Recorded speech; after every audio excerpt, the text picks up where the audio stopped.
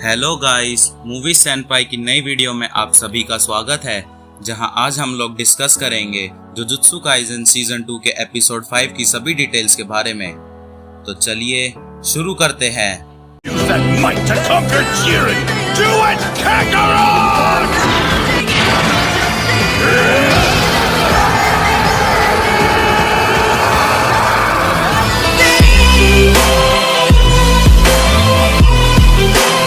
Episode शुरू होता है गीटो, शोको और गोजो के साथ, जहां गोजो अपनी जुजुत्सु टेक्निक की प्रैक्टिस कर रहा था।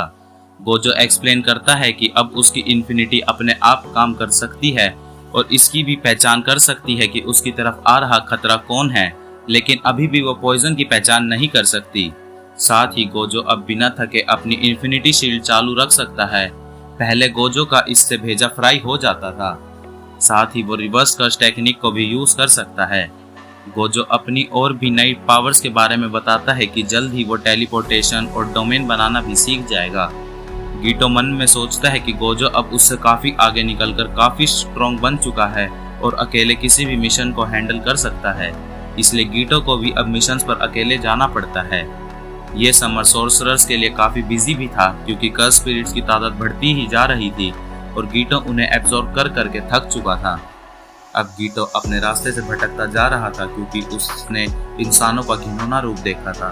गीटो सोर्सरर बना ही था ताकि वो नॉर्मल इंसानों की मदद कर सके, पर उन फॉलोअर्स की तालियों की आवाज अभी भी उसके कानों में गूंज रही थी। शावर लेने के बाद गीटो अकेले एक रूम में बैठा था, जहां हाइबारा उससे बात करने आता है। गीटो उससे पूछता है कि उसे जुजुत्सु सोर्सरर बनकर कैसा लग रहा है। हाइबारा कहता है कि वो इन सब के बारे में ज्यादा नहीं सोचता, पर वो खुश है क्योंकि वो अपनी पूरी कोशिश कर रहा है। गीटो उसकी बात से एग्री करता है कि तभी एक लेडी उसके सामने आती है। वो लेडी सवाल पूछती है कि उन्हें किस टाइप की लड़की पसंद है। गीटो पूछता है कि आखिर वो कौन है। फिर हाइबारा उन्हें छोड़कर वहां से चला जाता है। वो लड़की फिर से गीटो से वही सवाल करती है और गीटो भी अपना ही क्वेश्चन रिपीट करता है। लड़की बताती है कि उसका नाम यूकी है, जो कि एक स्पेशल ग्रेड सोर्सरर है। गीटो यूकी के बारे में जानता था कि ना तो वो जुजुत्सु हाई से किसी तरह जुड़ी है और ना ही वो उनके लिए मिशंस करती है। यूकी बताती है कि जुजुत्सु के लोग सिर्फ बीमारी का इलाज करते हैं, जबकि वो बीमारी को जड़ से खत्म करना चाहती है। यानी वो एक ऐसी दुनिया बनाना चाहती है जिसमें कर्स स्पिरिट्स हो ही ना। अब जैसा कि हम जानते हैं कि कर्स स्पिरिट्स इंसानों के नेगेटिव इमोशन से लीक होकर बनती है, तो ऐसी दुनिया बनाने के दो ही तरीके हैं। पहला कि इंसानों में से कर्स्ड एनर्जी को खत्म कर दिया जाए, और दूसरा कि सारे इंसानों को अपनी कर्स्ड एनर्जी पर कंट्रोल करना सिखा दिया जाए। यूकी को पहला तरीका पसंद था, क्योंकि उनके पास एक परफेक्ट एग्जाम्पल भी था, जो कि था तोजी, जो दुनिया का एकलौता इंसान था जिसके अंदर कोई कर्स्ड एनर्जी थी ही नहीं, लेकिन हेवनली पैक्ट के कारण उसकी ताकत बहुत ज्यादा बढ़ गई थी। वो एक सुपर ह्यूमन था, तो जिससे हारने पर गीटो को ज्यादा बुरा नहीं लगना चाहिए। यूकी उसे स्टडी करना चाहती थी, लेकिन अब तो वो मर चुका है। यूकी के पास अब दूसरा रास्ता बचता है कि वो सभी इंसानों को कर्स्ड एनर्जी को कंट्रोल करना सिखा पाए, क्योंकि जुजुत्सु सोर्सरर से कभी कोई कर्स स्पिरिट पैदा नहीं होती, क्योंकि उनमें से नेगेटिव एनर्जी लीक ही नहीं होती। हाँ, पर अगर कोई सोर्सरर मरने के बाद कर्स स्पिरिट बन जाए तो वो बात अलग है, जैसे कि सुकुना। तो आसान शब्दों में कहा जाए तो अगर सारे इंसान जुजुत्सु सोर्सरर बन जाएं, तो कर्स स्पिरिट बोर्न ही नहीं होगी। अब गीटो कहता है कि अगर हम सारे इंसानों को ही मार दें तो। यूकी कहती है कि ये तरीका सबसे आसान होगा, क्योंकि बाकी इंसान सोर्सरर बन जाएंगे डर के मारे, और इंसानों को मारना पर पागलपन होगा। क्या गीटो इंसानों से नफरत करता है? यूकी उससे सवाल करती है। गीटो इस पर कोई जवाब नहीं दे पाता। उसे लगता था कि सोर्सरर्स का काम ही इंसानों को बचाना है, पर अब उसे नहीं लगता कि इंसानियत बचाने के लायक भी है।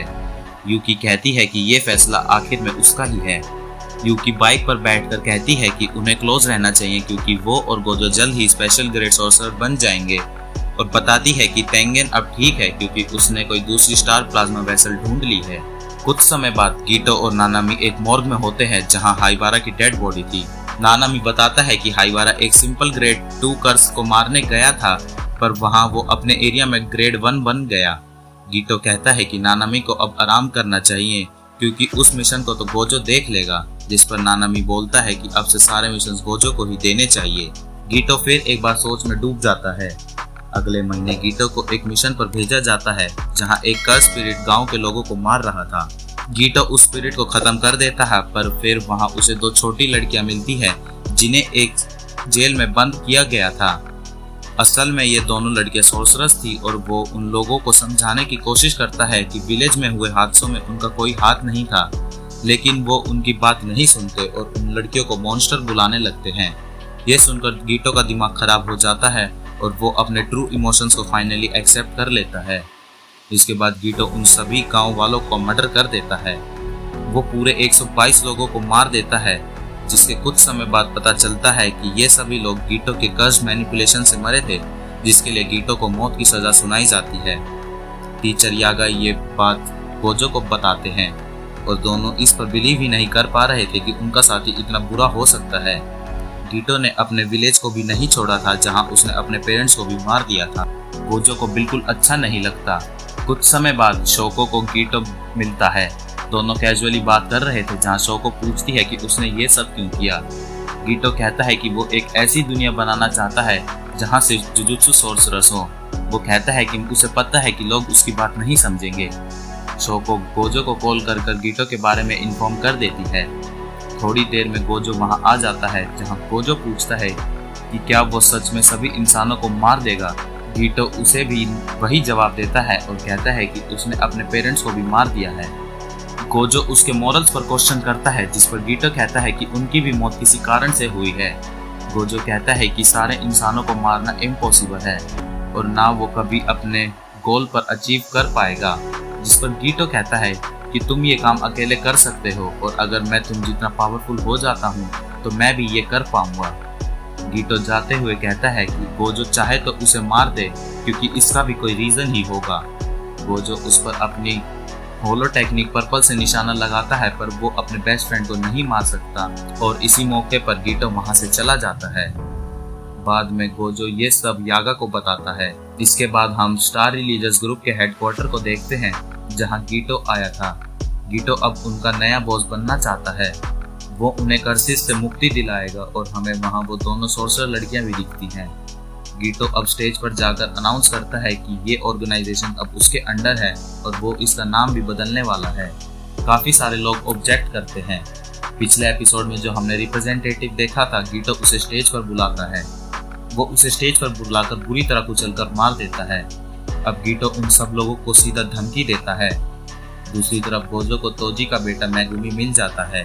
वो उसे बताता है कि उसका फादर जेनिन क्लैन से था जहां से वो भाग गया। जेनिन क्लैन को कर्स टेक्निक से बहुत प्यार है और जब मैगुमी 6 साल का होगा तो उसे भी कर्स टेक्निक दिखने लगेगी।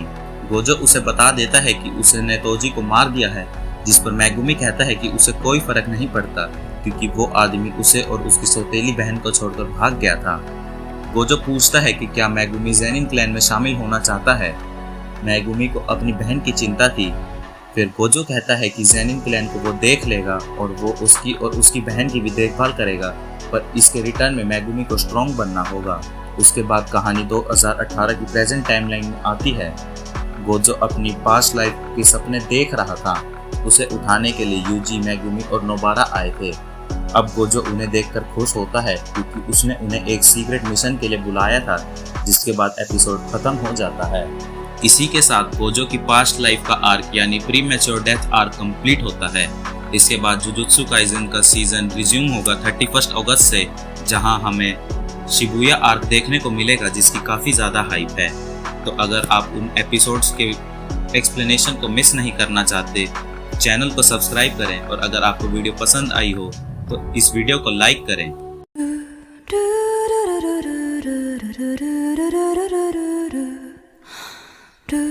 do do do do do do do do